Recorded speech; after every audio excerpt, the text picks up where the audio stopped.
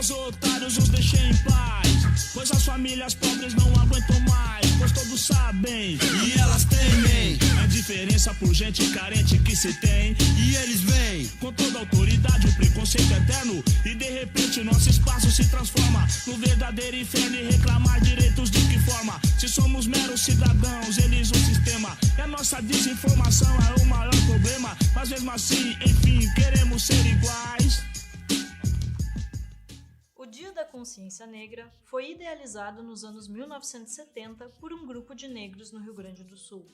A data de 20 de novembro, data da morte de Zumbi dos Palmares, foi escolhida por Silveira Oliveira, que viria a se tornar poeta, professor, pesquisador e um dos intelectuais negros mais importantes do país. O dia é mais de reflexão do que de comemoração. Reflexão à luta dos movimentos negros por direitos e reconhecimento.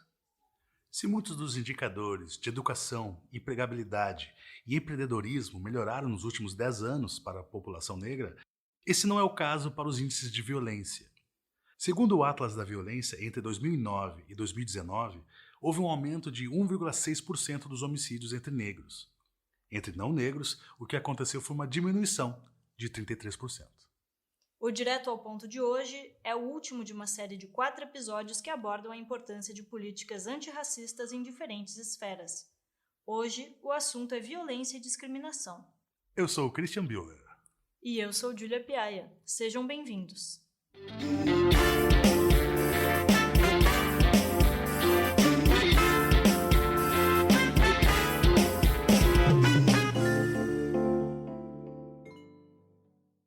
Os negros representam 21% da população gaúcha, cerca de 2,3 milhões de habitantes. O estudo Panorama de Desigualdades de Raça no Rio Grande do Sul, do Departamento de Economia e Estatística do Governo Estadual, mostra como, em diversos índices, essas pessoas estão em desvantagens face à população branca. A taxa de analfabetismo é maior em todas as faixas etárias, assim como a de escolaridade. No terceiro ano do ensino médio, 39% dos estudantes negros são mais velhos do que o esperado, contra 19% dos estudantes brancos. Durante a pandemia de Covid-19, as desigualdades foram agravadas. Com as aulas à distância, houve uma maior proporção de pretos e pardos que não realizaram atividades escolares em casa, sendo o maior motivo de falta de acesso à internet. Na saúde, a população negra contaminada tinha mais chance de vir a óbito ao contrair a doença. A taxa de desemprego no estado é maior entre os negros. O rendimento médio dos negros no primeiro trimestre de 2020 era 45% menor que o rendimento médio dos brancos. Além de receber menos e ter mais dificuldades para encontrar um emprego, muitos negros se deparam com situações de discriminação no ambiente de trabalho. Foi o que aconteceu com a porto-alegrense Emily Oliveira. Em 2019, Emily trabalhava em uma clínica de saúde havia 4 anos e foi demitida ao fazer tranças no cabelo. Segundo a sua supervisora, o penteado era inadequado para o ambiente de trabalho. Depois ela me chamou na sala dela para conversar comigo, que não era perfil da empresa, o cabelo que eu tinha colocado. Perguntou se eu queria passar para o call center, que era um lugar fechado, porém o salário seria reduzido, né? Se eu quisesse permanecer na empresa, eu disse que eu não ia permanecer. Daí ela me deixou um tempo esperando, acho que ela foi conversar com o administrador da empresa, e eles decidiram que eu me demitisse. Em 1989, o Código Penal brasileiro incluiu o crime de racismo inafiançável e imprescritível, com pena de multa e reclusão de até 3 anos para os condenados. Recentemente, um projeto de lei que equipara os crimes de racismo e injúria racial foi aprovado pelo Senado. Ao sair da empresa, Emily fez um registro de ocorrência no Palácio da Polícia e, com o apoio da família, entrou com uma ação judicial contra a clínica. A jovem recebeu uma indenização a partir de um acordo entre as partes. Minha família se revoltou, né? E aí até então eu fiquei com medo, né, de entrar com alguma ação, botar na justiça, mas eles me apoiaram bastante, assim. Para Patrícia da Silveira Oliveira, mediadora do Grupo de Trabalho e Pesquisa Antirracismo da OABRS, Situações como a que Emily vivenciou podem ser o reflexo de uma maior atenção ao tema dos direitos negros pela sociedade. Como se dissesse as pessoas parece que tinham mais um pudor em falar. Hoje elas estão atacando mais, parece, né? Parece que estão falando de uma forma, assim, mais aberta, né? Atacando mesmo. Justamente, talvez seja porque está latente, o assunto hoje é latente. Hoje também os negros não ficam calados, entendeu? Então, óbvio, no momento que tu te expressa e tu tem a liberdade, nós temos uma Constituição que ela tem que ser respeitada, certo? E a Constituição está ali, a tua liberdade de expressão.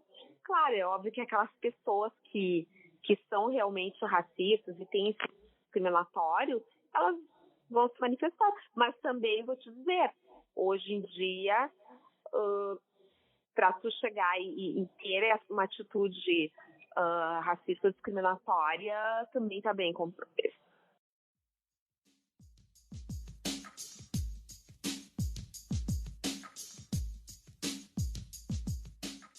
Mesmo que alguns direitos tenham sido conquistados pela população negra, o caminho para a igualdade ainda é longo.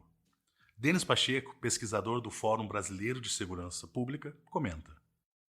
É que no Brasil a gente tem um modelo de cidadania que a gente chama de cidadania disjuntiva, né? Em que existe uma sobreposição dos direitos sociais em relação aos direitos civis. Então, a gente tem direitos civis que não foram consolidados para grupos específicos da população. E aí a gente pode entender esses grupos específicos como a população negra, mas também como a população que está ali nas tangências, né, da negritude, por conta da identificação com o universo popular periférico, né? Então, as populações de favela, as populações de quebrada. E justamente por isso a gente consegue ter avanços no que diz respeito a direitos sociais. E aí acho que é importante lembrar que, historicamente, a gente tem uma consolidação de cidadania no que diz respeito a direitos sociais que está condicionada ao acesso ao trabalho, né? Então, acho que foi interessante você mencionar essa coisa do acesso por via de mudanças empresariais, mudanças no mercado de trabalho, porque isso não é, assim, isso sinaliza para a inclusão, mas não exige respeito necessariamente à política pública, né? E eu acho que nesse sentido a gente tem um avanço no que diz respeito a acesso à renda e a políticas sociais, mas uma manutenção, né? Uma permanência dos problemas que dizem respeito aos direitos civis, né? Então, principalmente direito à vida, a não discriminação, livre associação, movimentação, etc. A violência atinge os brasileiros negros de forma desproporcional. Talvez alguns dos índices mais chocantes ao se tratar de racismo sejam os índices de homicídios no país. Em 2019, os negros representaram 77% das vítimas de assassinatos. As mulheres negras representaram 66% do total de mulheres assassinadas no Brasil. A chance de um negro ser assassinado é 2,6 vezes superior àquela de uma pessoa não negra. Políticas públicas precisam mudar radicalmente para que esse cenário melhore, como explica Denis. Olha, pensando em termos do modelo de segurança pública, eu acho que a gente precisa de transformações que já não podem mais ser consideradas incrementais, né? A gente precisa de uma mudança de chave, uma mudança de lógica mesmo. Justamente porque a gente tem uma lógica hipermilitarizada de segurança pública. E aí, quando eu digo hipermilitarizada, isso não pode ser confundido com sistema organizacional, né? Enfim, se a polícia militar vai ter hierarquia militar ou não, isso não diz respeito à lógica de funcionamento e da operação dela no cotidiano, né? Estou dizendo. A gente tem uma lógica de enfrentamento ao inimigo e não uma lógica de promoção da cidadania, de promoção do direito à segurança pública como um direito fundamental, né?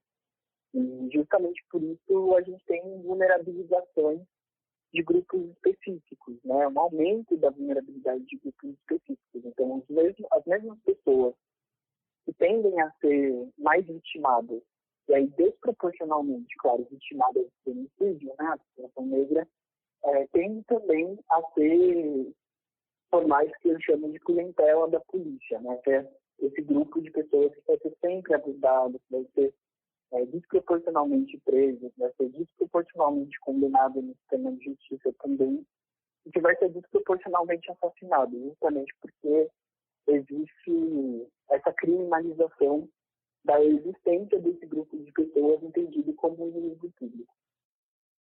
A cada vítima de homicídio, 3 pessoas são afetadas profundamente. Foi sobre essas pessoas que Andressa Teixeira pesquisou em sua tese de mestrado intitulada Vozes no Silêncio, Homicídios de Jovens Negros em Porto Alegre e o Sofrimento das que Ficam. Para ela, os homicídios de negros podem ser considerados como parte de uma necropolítica. É que necropolítica é a política de gestão da morte. É o fazer política por meio da produção da morte, por meio da eliminação daqueles que são interpretados como os inimigos. Então, eu acabo interpretando os homicídios no Brasil como uma expressão da necropolítica justamente por conta dessa racialização que se observa nos índices, né, pelo fato de existir esse perfil de vítima bem delineado. E repito, apesar de estudos estarem mostrando que essa é uma realidade que se observa há bastante tempo, esse é um problema que ainda existe, que mesmo com todos esses dados, com esses estudos, ainda não foram feitas mudanças de fato estruturais, mudanças que não mascaram, mas que de fato transformem essa realidade. Então, a ideia de necropolítica está muito relacionada à ideia de racismo mesmo, de racismo estrutural. E é justamente isso tudo que vai legitimar, por exemplo, que uma operação policial, como a que ocorreu em maio deste ano no Jacarezinho, onde foram assassinadas pelo menos 13 pessoas que nada tinham a ver com os suspeitos investigados, tenha sido interpretada como um sucesso, tenha sido visto pela instituição policial como uma operação de sucesso, algo que foi elogiado e celebrado. É o racismo estrutural que permite que o alvo dessas operações seja só a ponta do iceberg, seja só ali a boca de fumo e não quem distribui para essa boca. É o racismo estrutural que não vai ir atrás, por exemplo, que não vai investigar a fundo uma apreensão de mais de 400 quilos de cocaína que foi encontrado no helicóptero da família de um senador, né? Então, é o racismo estrutural que faz com que só determinados alvos sejam os mais escolhidos e não outros, que também geram violência. Conforme a pesquisadora, a violência continua mesmo após o sepultamento das vítimas. Dizer que a violência dos homicídios não é pontual é dizer que eles não são eventos que acabam por si só, mas eventos que acabam delimitando uma espécie de antes e depois na vida de quem testemunha, de quem vivencia. Então, é compreender que mesmo depois de terem acontecido, os homicídios vão continuar repercutindo e gerando efeitos na comunidade onde ocorreu, e gerando efeitos para as pessoas que faziam parte desse círculo social da vítima. A minha dissertação ela foi construída a partir de relatos de mulheres negras que eram familiares de vítimas de homicídio. Então, esses efeitos apareceram de diferentes formas. Entre elas, eu posso trazer aqui o adoecimento, e não apenas o adoecimento psíquico. Apareceu também relatos de medo, de ameaças e na violência institucional que ocorre nos processos pós-morte e que acabam desempenhando um efeito revitimizador, que quer dizer que a pessoa ela já está sofrendo as consequências de ter vivenciado essa perda e vai ter que circular por algumas instituições, fazer alguns processos onde vai aparecer um julgamento, um pré-julgamento sobre aquilo que aconteceu, ainda que não se tenham grandes dados sobre aquilo. Então, são esses itinerários que também acabam gerando esses efeitos revitimizadores. Completou nesta sexta-feira um ano da morte de João Alberto Freitas, o Beto, de 40 anos, espancado e morto por 2 seguranças brancos no estacionamento da unidade do Carrefour no bairro Passo da Areia, em Porto Alegre, às vésperas do Dia da Consciência Negra. As imagens do crime viralizaram, chocando pela brutalidade do ataque. O caso gerou repercussão internacional, motivando protestos de movimentos ativistas e ações sociais. Beto foi levado da área onde ficam os caixas do supermercado para a entrada da loja, onde começou uma briga com seguranças do hipermercado. Acionadas, equipes de socorro não chegaram a tempo de salvar a vítima, que morreu na frente da esposa Milena Alves. A perícia indicou que a causa da morte tenha sido asfixia. Os 2 seguranças que agrediram Beto estão presos. Já a funcionária que tenta impedir a gravação de imagens no momento das agressões está em prisão domiciliar. E outras 3 pessoas respondem em liberdade.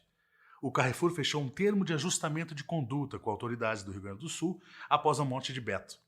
O documento prevê o pagamento de 115 milhões de reais em ações antirracistas. O Carrefour reconhece o que ocorreu com Beto, mas enfatiza que o ato que resultou na sua morte não representa e nem condiz com os valores da companhia.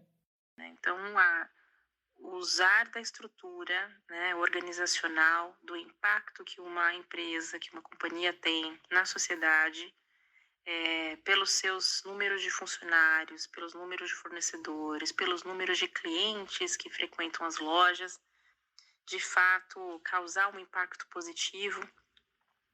Então, nós temos trabalhado aqui num sistema muito sério, de sistema de integridade, onde todos os atos da companhia refletem um impacto positivo na sociedade, com uma política de tolerância zero, uma mobilização de toda a cadeia de fornecedor, de todas aquelas pessoas que interagem no ecossistema do Grupo Carrefour, né? Então, a criação de ações afirmativas nos faz ficar mais presentes num tema tão necessário, tão urgente, para uma sociedade que precisa ter um desenvolvimento sustentável, ético, humanizado, íntegro. O grupo afirmou que os membros da família da vítima foram indenizados. O modelo de segurança nas lojas foi internalizado e compromissos assumidos vêm sendo postos em prática com o objetivo de combater o racismo e promover a equidade.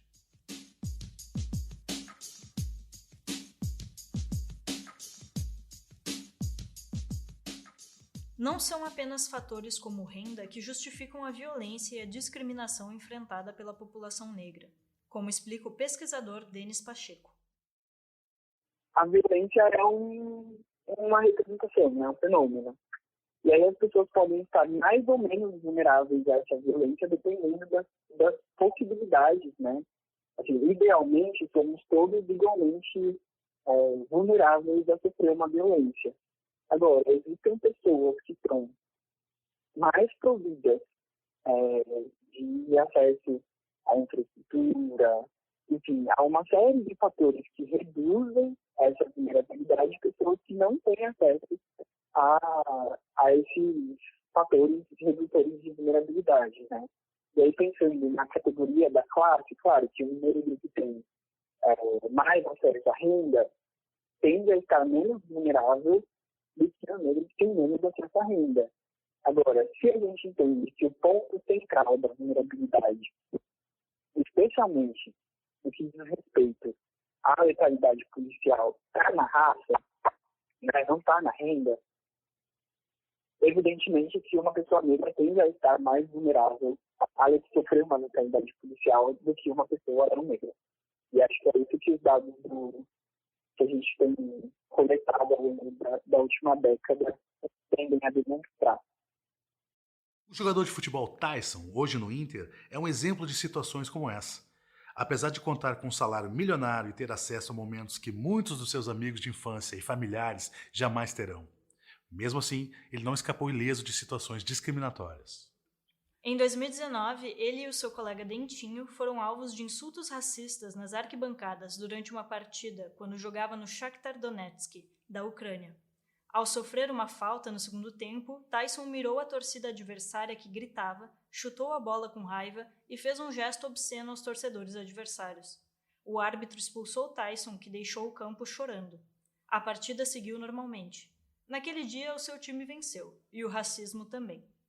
Desde então, sempre que faz um gol, Tyson ergue o braço direito com o punho cerrado, em referência ao movimento Black Power. O gesto ficou mundialmente conhecido com os atletas negros Tommy Smith e John Carlos no pódio dos 200 metros rasos nos Jogos Olímpicos de 68. Não podemos parar, não podemos esconder. A gente tem que lutar todos os dias, a cada dia. Não sou eu, não é você. Todos nós passamos por isso no nosso dia a dia. Então, juntos, a gente é mais forte. E vamos lutar, não se calem e vamos juntos, não ao racismo. O Direto ao Ponto fica por aqui. Apresentação de Júlia Piaia e Christian Biller. Produção de Júlia Piaia, Christian Biller e Cid de Jesus. Edição Aleph Alencar.